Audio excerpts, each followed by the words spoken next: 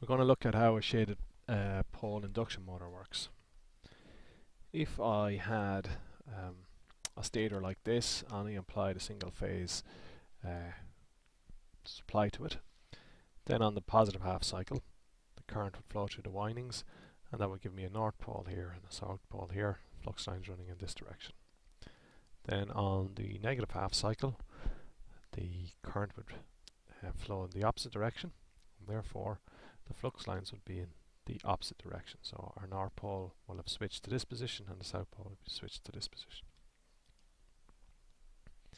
Now if I put a piece of copper or aluminium strap across these points here, I get a shaded pole. And what the shaded pole motor will do is it will create a magnetic field that rocks around the stator.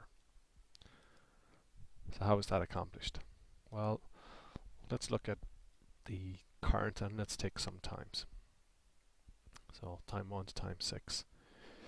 And the principle is based on flux lines in this stator here cutting the conductor, so that will induce some current in this conductor here. And the whole thing with induction is it depends on the rate of change of flux. Okay, so if we have current increasing and decreasing here, we can say that the flux is also increasing and decreasing in the stator. If we want to look at the rate of change of flux, we will get the derivative of it. So we differentiate this equation and we'll get something like that. And then really the induced current will depend upon the inverse of the derivative. This is due to Lenz's law, so it'll be the negative. So basically it's this graph here that will determine how much current is induced in these straps. So let's compare both.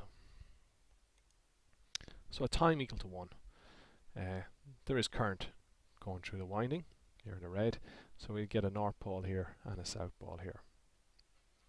Now at this time there is also a change in flux, so there will be a current induced in this strap.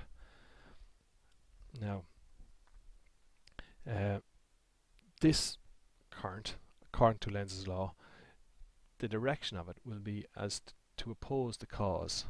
Okay, hence the flux around this shaded ring will oppose the main flux.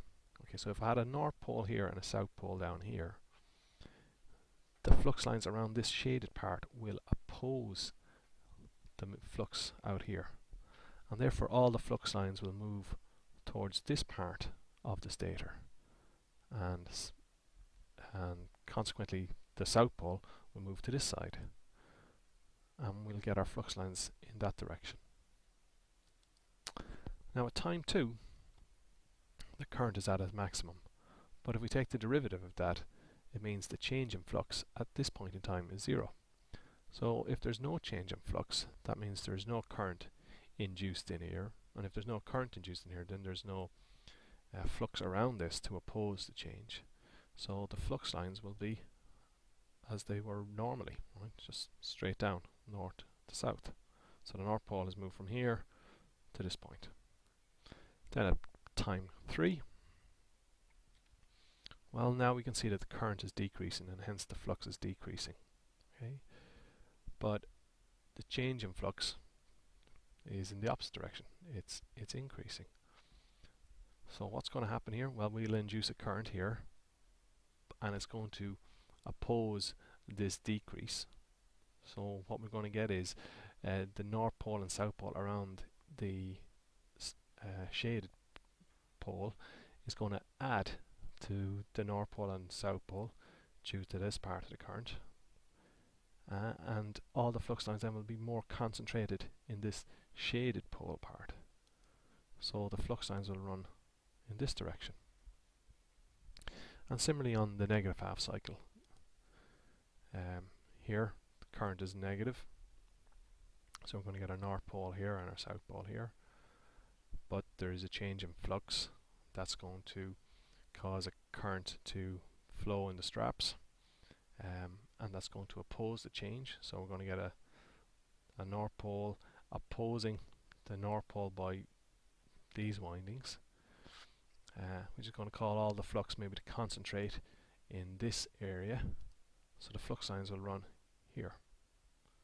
Then at time 5, the current is at its maximum in the opposite direction, but the change in flux is 0, therefore no current is induced in the strap, so the flux lines will run there. And finally 6, they'll go in that direction.